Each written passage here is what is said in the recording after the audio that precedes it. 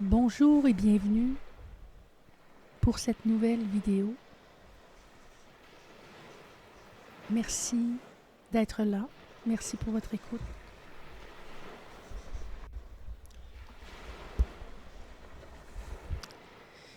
Alors pour commencer, je veux vous dire que ça fait déjà quelques jours que j'ai des inspirations au sujet de ce que je pourrais avoir à vous dire, partager avec vous.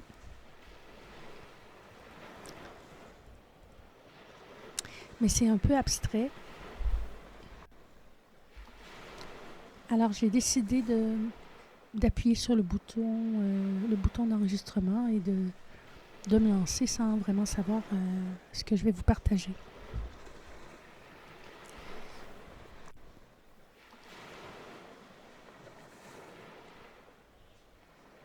Ces jours-ci, je réfléchis bien sûr autour du sujet des relations entre les jumeaux, la relation de flammes jumelles.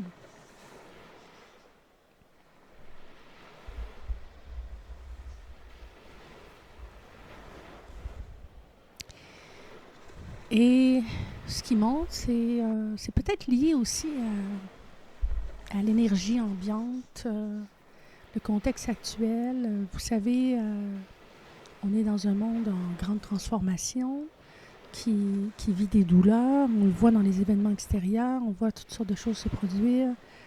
Ils sont troublantes, dérangeantes, mais aussi des choses constructives, parce qu'il y a il y a comme, je dirais, un combat entre le bien et le mal, entre les forces constructives et les forces destructives en ce moment dans le monde. Et je suis assez certaine qu'on le ressent à l'échelle humaine, individuelle et collective aussi. Et pour ceux qui s'intéressent aux symboles, à l'astrologie également, en ce moment, on le voit dans les planètes,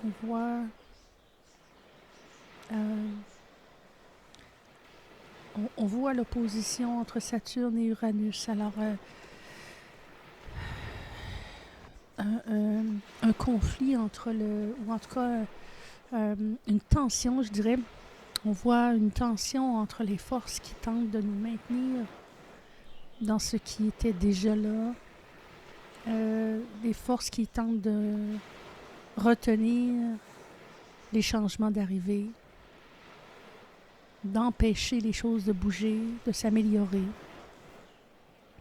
La croyance dans le fait qu'il ne faut pas que les choses changent. Alors, il peut y avoir du vrai et du bon là-dedans.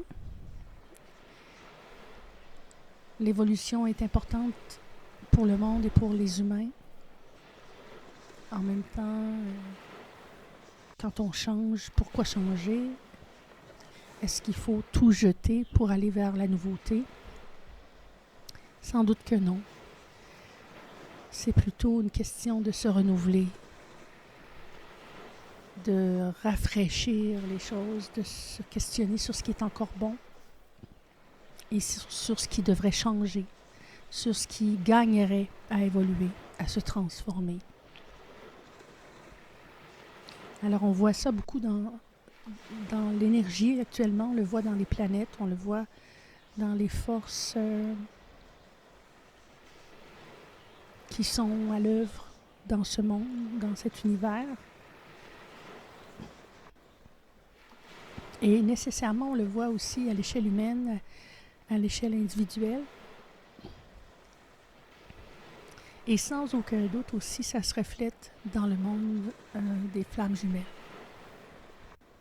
On le sait, les personnes qui sont engagées dans un parcours de flammes jumelles sont des êtres qui sont appelés à la fois à se transformer eux-mêmes, qu'à contribuer à la transformation du monde autour d'eux.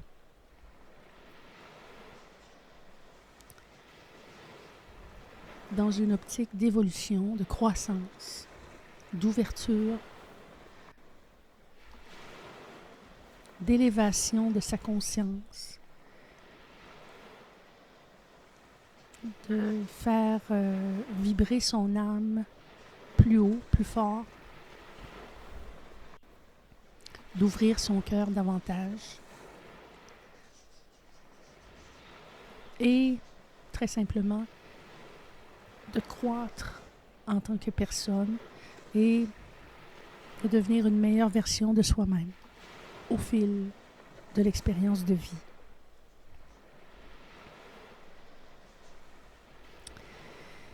Et c'est un peu aussi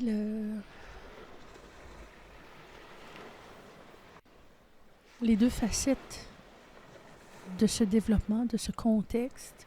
C'est le monde matériel versus le monde spirituel ou virtuel aussi, on pourrait dire. Et ça, on l'observe dans les forces en présence. Alors, il y a les préoccupations matérielles, concrètes, de la terre, solide, 3D, les défis, les pénuries, les conflits, la guerre. Il y a beaucoup de choses, il y a beaucoup de contraintes matérielles, de difficultés dans le monde matériel actuellement. On sent que le monde s'agite, la Terre, on dirait des contractions. C'est comme si la Terre est, au niveau vibratoire, la Terre est une entité avec nous dedans. Et cette entité est nous dedans, avec elle. Il semble que on soit en train de traverser une étape où on passe d'un monde très dense et très matériel vers un monde plus spirituel. En fait, nos consciences s'élèvent à la réalité spirituelle.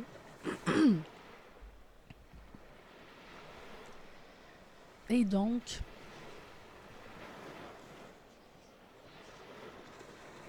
c'est sûr que ça amène son lot de brassage, de friction. C'est un mouvement plus ou moins brusque et tout ça mis ensemble peut être soit fluide ou douloureux, soit facile, soit contraignant, difficile, exigeant.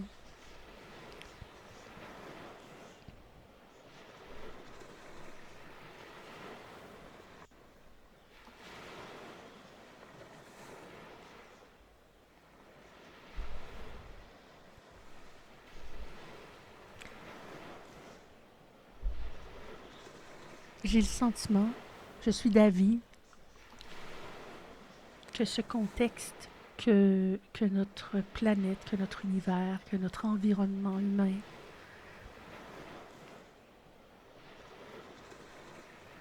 qui traverse cette période de transformation, qui vit cette période de transformation, est donc nécessairement appelé, presque tiré vers le changement, vers surtout une élévation vibratoire. Et ceux qui vivent cette élévation vibratoire avec conscience ou ouverture, peut-être sont plus à même de réaliser, de comprendre ce qui se passe. Alors cette ouverture à cette élévation vibratoire donne à la fois,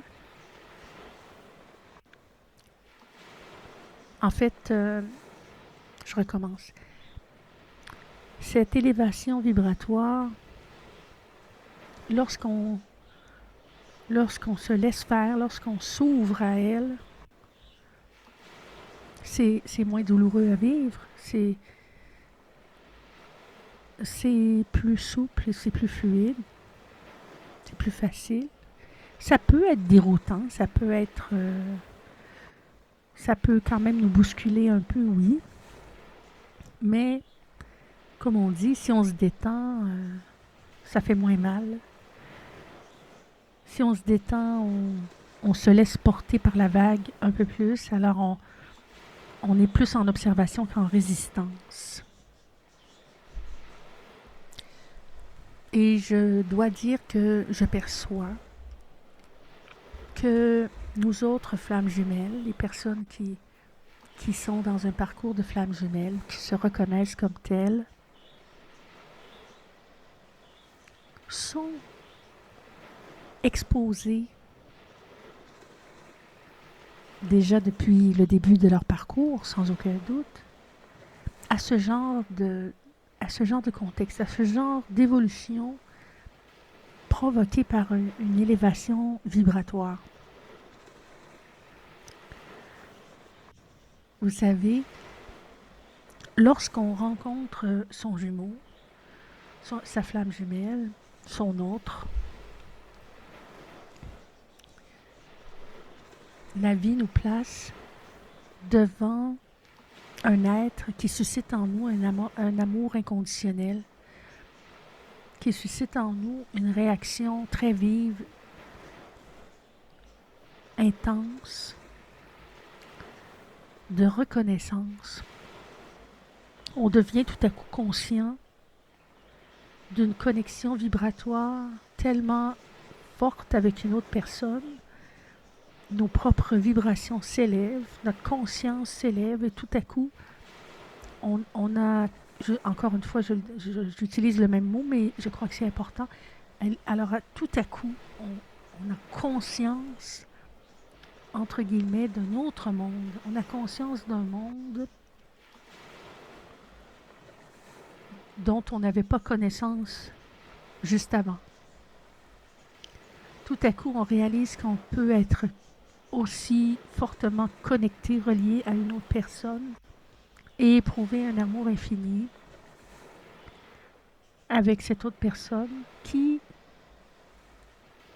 rejaillit dans une perception, une vision du monde différente après, qui va nous faire voir sous un autre jour le monde autour de nous, nos autres relations, notre vie.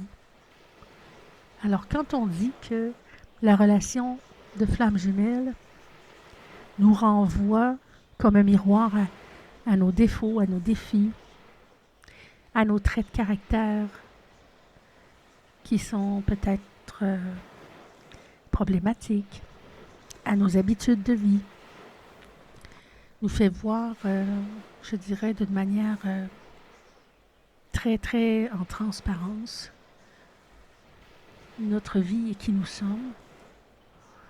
Oui, il peut en tout cas y avoir une certaine douleur à prendre conscience de tout ça, à prendre conscience de nos faiblesses, mais surtout à prendre conscience de notre humanité, de ce qui fait de nous des êtres humains, tout simplement. Et donc, c'est vrai que c'est pas nécessairement facile à vivre sur le coup, et c'est pas non plus, et au fil du temps, parce que ça s'arrête pas à la rencontre, à la reconnaissance, ça ne s'arrête pas aux premières étapes, ce phénomène. Ça fait son chemin en nous. C'est un challenge.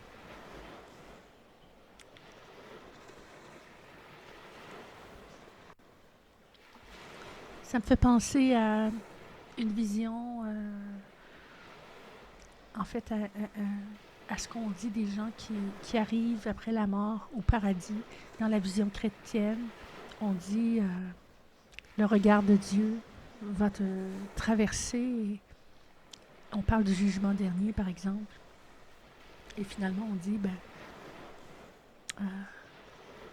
en présence de Dieu, on ne peut pas se cacher, on va voir tout ce qu'il y a à voir et c'est une épreuve. Il vaut mieux s'y préparer en menant une bonne vie et en se repentant de ses péchés ou de ses mauvaises habitudes, etc. Vous voyez un peu l'analogie que je fais. Alors bon, c'est un peu grossier, mais vous comprenez. Je ne suis pas en train de dire, et vraiment très loin de ça, je ne dis pas que quand on est en présence de son autre, on est en présence de Dieu. Ce n'est pas ça que je dis du tout. que je veux dire, c'est que tout de même, on s'élève, on s'approche d'une vibration plus haute quand on est en présence de son jumeau et tout ce processus, ce parcours de flammes jumelles nous confronte. Oui, c'est constructif, mais sur le coup, ça peut être douloureux, ça peut être difficile à vivre. Cette élévation de conscience et de vibration nous amène à nous voir tels que nous sommes, avec nos forces, avec nos qualités, mais aussi nos points plus faibles. Nous fait réaliser là où on dort dans sa vie.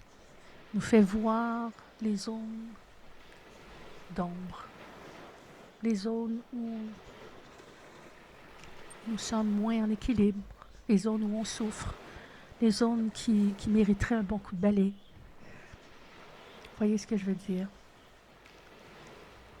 Alors, quand je pense au contexte actuel, au contexte vibratoire actuel, quand je pense à ce qui se produit dans ce monde, physiquement et énergétiquement, et vibratoirement, je suis d'avis que, bien en fait, les gens qui sont sur un parcours de flammes jumelles, à quelque part, sont des précurseurs, sont déjà dans un tel contexte, dans un tel état de remise en question, d'évolution.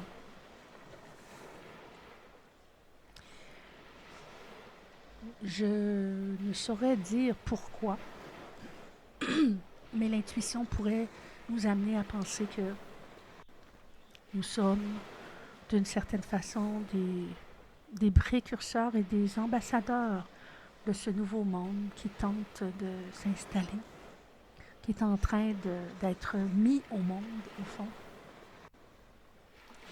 qui est en train d'arriver graduellement. Alors ce n'est pas un monde complètement différent, c'est le même monde, mais qui évolue, qui s'élève, qui vibre plus haut, plus fort, mieux, qui se réinvente, qui se renouvelle, qui devient plus lumineux, plus conscient, tout comme nous-mêmes, les êtres humains, les personnes.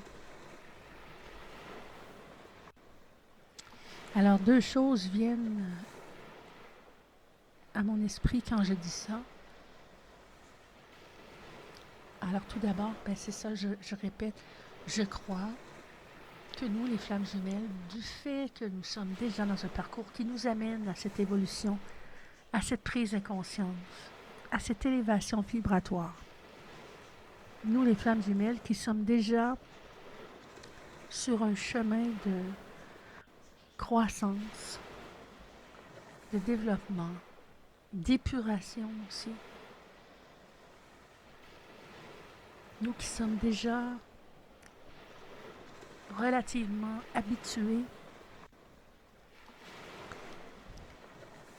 à voir et à ressentir nos vibrations s'élever au fil des jours, des semaines, des mois et des années.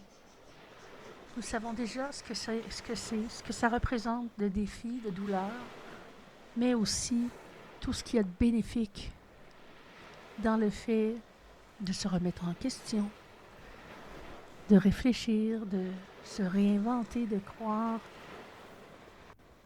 à nos rêves, à ce à quoi on aspire et à se mettre en marche vers ça, à sortir de nos vieux patterns, à faire la paix avec nos vieilles blessures, à se libérer de nos fardeaux devenus inutiles au fil du temps, à lâcher prise aussi et à oser marcher confiant vers des changements. C'est ça, inspiré et confiant. Je pense que nous sommes des précurseurs, je pense que nous sommes des leaders à cette époque de transformation globale. Et nous serons sans aucun doute d'une aide de par nos pensées, de par nos vibrations aussi. Nous contribuerons pour le mieux, pour le bien. Et nous pourrons aussi accompagner nos amis, nos familles, les gens proches de nous, les gens autour de nous, les influencer positivement et les aider à comprendre ce qui se passe et à voir tout ce qu'il y a de positif et de constructif, tout ce qu'il y a de bon en somme dans ce qui arrive, dans ce qui est en train de se produire dans ce monde. Alors, pardon, pour moi, il n'y a rien de farfelu et de vraiment désincarné dans ce que je dis. Au contraire,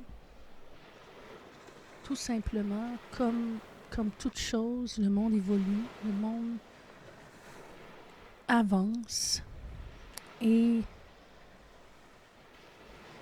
tant au niveau des individus qu'au niveau des grands groupes et jusqu'à la Terre au complet elle-même, tous ensemble. Et bien sûr, éventuellement l'univers, à tous les niveaux, il y a une élévation des consciences, une élévation des vibrations et une croissance, des changements qui sont là, qui sont en route pour le mieux. C'est sûr que le fait d'y mettre son esprit, son cœur et son âme, avec des pensées constructives, des pensées d'amour, de confiance, nous contribuerons à ce que ce soit vraiment constructif, donc que ce soit vraiment une élévation de la conscience, une élévation des vibrations et non un recul. Mais je suis confiante. Je pense qu'en ce moment, les frictions et les grandes tensions que nous voyons sont dues à une certaine résistance au changement, à un choc que certains, à petite et grande échelle, éprouvent. Et les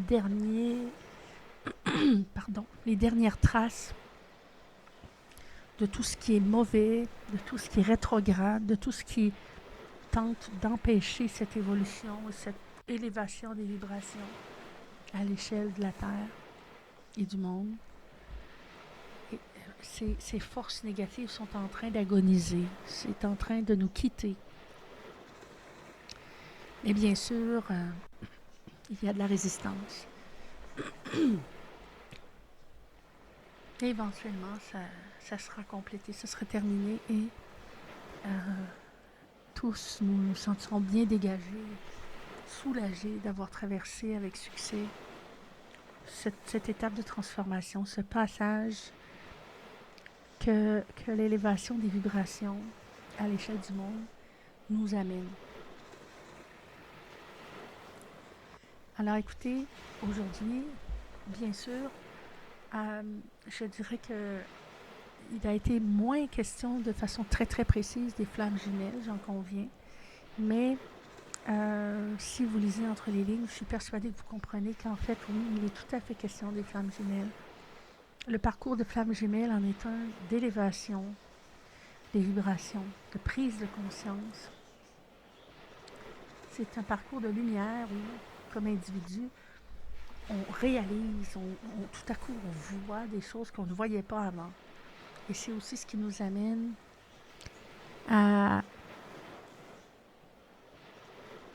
traverser tout au long du chemin, tout au long du parcours, plusieurs étapes de croissance où on réalise que, oups, ok, on a des choses dans notre vie qui ne sont plus utiles, qui ont besoin d'évoluer, de changer.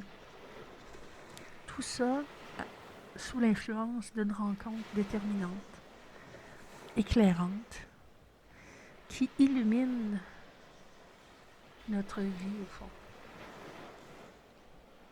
Et donc, je vois vraiment un lien avec l'époque que nous traversons. Et je me trouve privilégiée d'être votre contemporaine, d'être là à cette époque et de voir arriver toutes ces choses qui annoncent un monde plus aimant, plus évolué, plus paisible, plus à l'écoute, plus humain, tout simplement. Plus dans l'harmonie. Et plus dans la conscience. Parce que la conscience, ça fait toute la différence, n'est-ce pas? Alors, merci pour votre écoute, merci pour votre curiosité pour le sujet d'aujourd'hui. Merci de m'avoir suivi tout au long de ce message que je vous ai donné, qui m'est venu à mesure que j'ouvrais la bouche. Espérant que ça vous inspire, espérant que ça vous soit utile, et on se retrouve pour une prochaine vidéo. À bientôt. Portez-vous bien.